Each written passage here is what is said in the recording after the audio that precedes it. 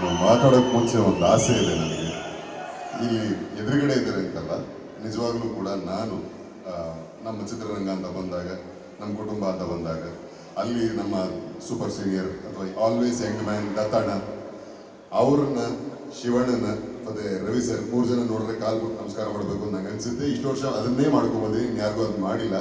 But Kantara ಒಂದು cinema ನೋಡಿದಾಗ ರಿಷಬ್ ಅವ್ರಿಗೆ ಫೋನ್ ಮಾಡಿ ಇಟ್ಟೆ ಫೋನ್ ಸ್ವಿಚ್ ಆಫ್ ಮಾಡ್ಕೊಂಡು ಎದ್ಬಿಟ್ಟಿದ್ರು ಊರಿಗೆ. ಅವರು ಟೆಂಪಲ್ ರನ್ನಲ್ಲಿದ್ರು, ಫೋನಿಗೆ ಸಿಗಲಿಲ್ಲ. ಆಗ ಅಜ್ಜುಗೆ ಫೋನ್ ಮಾಡಿದ್ದೆ, ಅಜ್ಜು ಎಲ್ಲಿದ್ದಾರೆ ರಿಷಬ್, ನಾ ಒಂದ್ಸಲಿ ಅವ್ರ ಕಾಲು ಬೀಳ್ಬೇಕು ನಾನು ಅಂತ. ಗುರು, ದೇವರಾಣೆ, ನನ್ನ ತಾಯಾಣೆ, ಇದು ನನ್ನ ಆಸೆ ಆಗಿತ್ತು.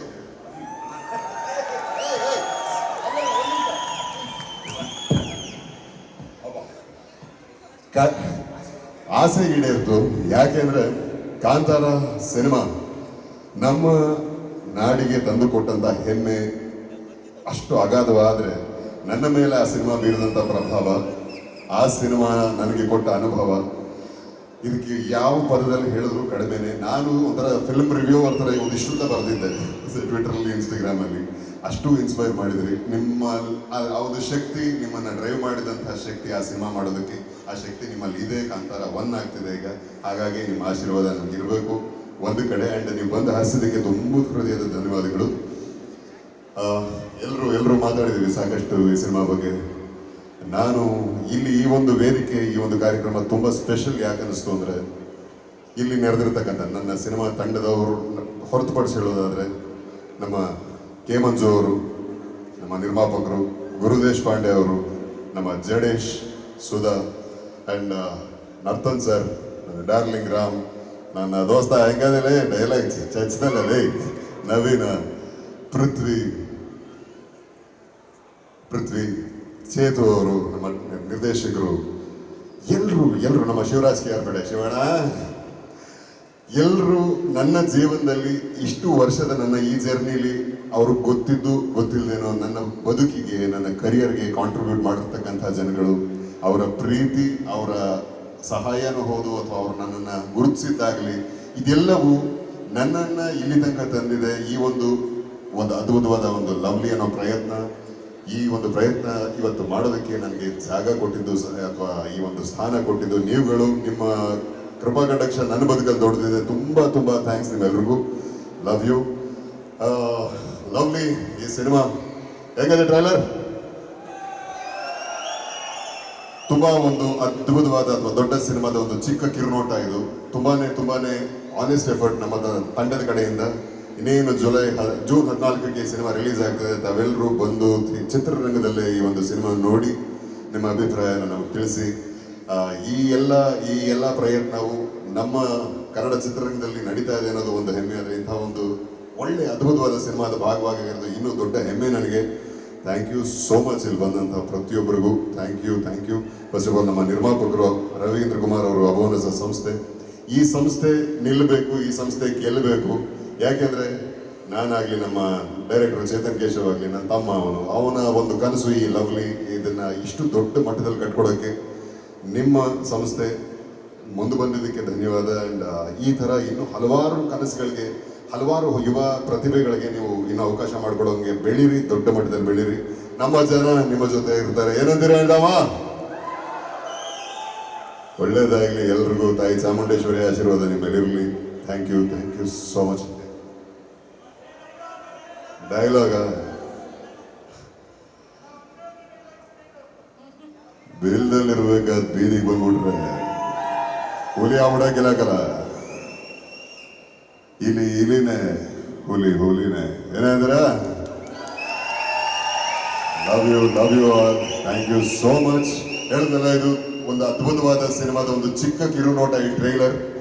ಈ ಟ್ರೈಲರ್ ಇಂಟು 100 ಸಿನಿಮಾದಲ್ಲಿದೆ. ಅಷ್ಟೇ ಅದ್ಭುತವಾದ ಕಥೆ, ಅಷ್ಟೇ ಮನೋರಂಜನೆಯ ಕಥೆ. ಬಟ್ ಎಲ್ಲದಕ್ಕಿಂತ ಮುಖ್ಯವಾಗಿ ಇದು ನಮ್ಮ ಬದುಕಿನ ಕಥೆ, ನಮ್ಮ ಸಮಾಜದ ಕಥೆ.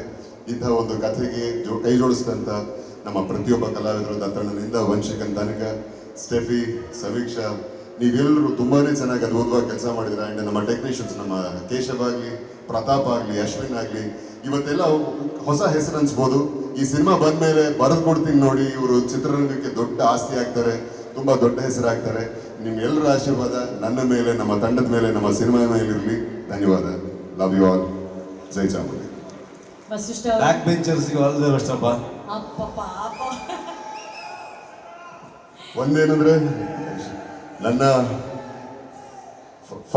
ಫಸ್ಟ್ ಫ್ರೆಂಡು ಅಂತ ಹೇಳಿ ನನ್ನ ಹೆಂಡತಿ ಫೋನ್ಗೆ ಆನ್ಸರ್ ಮಾಡಿದಾಗ ರಿಷಬ್ ತುಂಬಾ ಹಿಂದೆ ಮಾಡಲಿಲ್ಲ, 2-3 ದಿವಸದಿಂದ ಅಷ್ಟೇ ಕಾಲ್ ಮಾಡಿದ್ದು. ನಿಮ್ಮ ಈ ಬ್ಯುಸಿ ಶೆಡ್ಯೂಲಲ್ಲಿ ನೀವು ಈ ರೀತಿ ಬಂದು ನಮ್ಮನ್ನು ಹಾರೈಸಿದ್ದಕ್ಕೆ ನಾನು ಯಾವಾಗಲೂ ಆಭಾರಿ. Thank you so much. ಏನಂದ್ರೆ ಇವರ ಬಗ್ಗೆ ನಮ್ಗೆಲ್ರಿಗೂ ಗೊತ್ತೇ ಇದೆ, ಮಾತಾಡೋದು ಎಷ್ಟು ಮಾತಾಡೋದು ಕಡಿಮೆ ಆಗುತ್ತೆ. ಒಂದು ಕಂಟೆಂಟ್ ಅಂತ ಚೆನ್ನಾಗಿದೆ ಅಂತ ಅನ್ಸಿದ್ರೆ ಅವರು ಪ್ರೊಡಕ್ಷನ್ ಮಾಡೋ ಮಟ್ಟಕ್ಕೂ ಹೋಗ್ತಾರೆ. ಆದಷ್ಟು ಎಷ್ಟೋ ಉದಾಹರಣೆ ನಮ್ಮ ಮುಂದೆ ಇದೆ. ಇತ್ತೀಚೆಗೆ ಪೆದ್ರು ನಾಳೆ ಒಂದು ಅನೌನ್ಸ್ಮೆಂಟು ಬರುತ್ತೆ.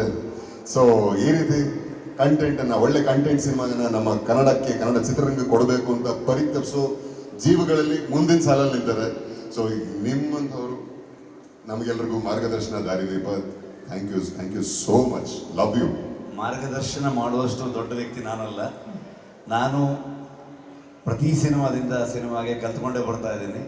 ಅದೇ ಸಿನಿಮಾದ ಸ್ಪೆಷಾಲಿಟಿ ಅಂತ ಅಂದ್ಕೊಳ್ತೀನಿ. ಸಿನಿಮಾ ನಮಗೆ ಕಲಿಸ್ತಾ ಹೋಗಬೇಕು, ಅದು ನಮ್ಮನ್ನ ಮತ್ತೆ ನಮ್ಮಲ್ಲಿರೋ ಫಿಲ್ಮ್ ಮೇಕರ್ನ ಕೂಡ ಬೆಳೆಸ್ತಾ ಹೋಗ್ಬೇಕಂತ.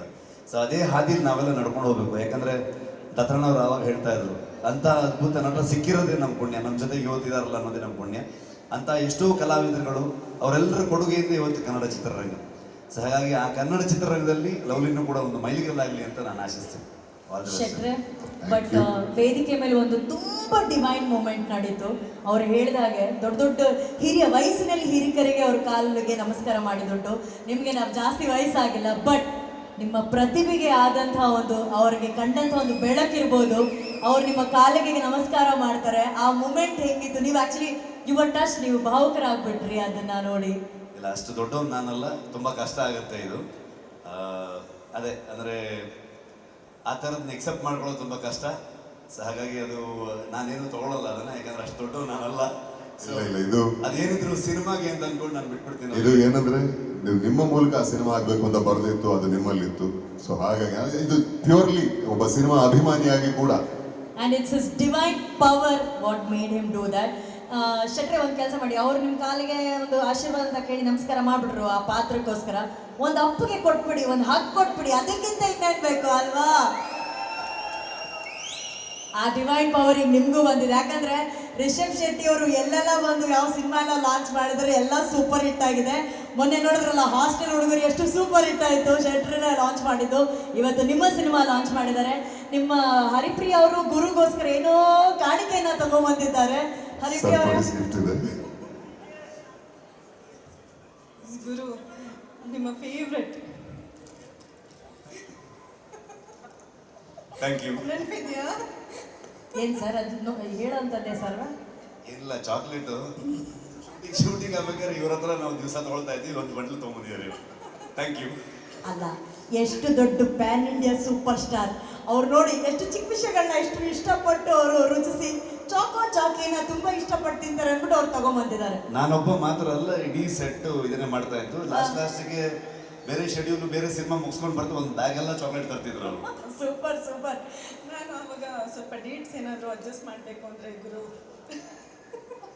ಸ್ವಲ್ಪ ಚಾಕ್ಲೇಟ್ ಕೊಟ್ಬಿಟ್ಟು ಅಡ್ಜಸ್ಟ್ ಮಾಡಿ ಸರ್ ಡೇಟ್ಸ್ ಅಂತ. ಮಗುವಿನ ಮನಸ್ಸು ಇವತ್ತು ಅವರು ಇಷ್ಟು ಎತ್ತರಕ್ಕೆ ಬೆಳೆದಿದ್ದಾರೆ ಅಂತಂದ್ರೆ ಅವರ ಹಾರ್ಡ್ ವರ್ಕೆ.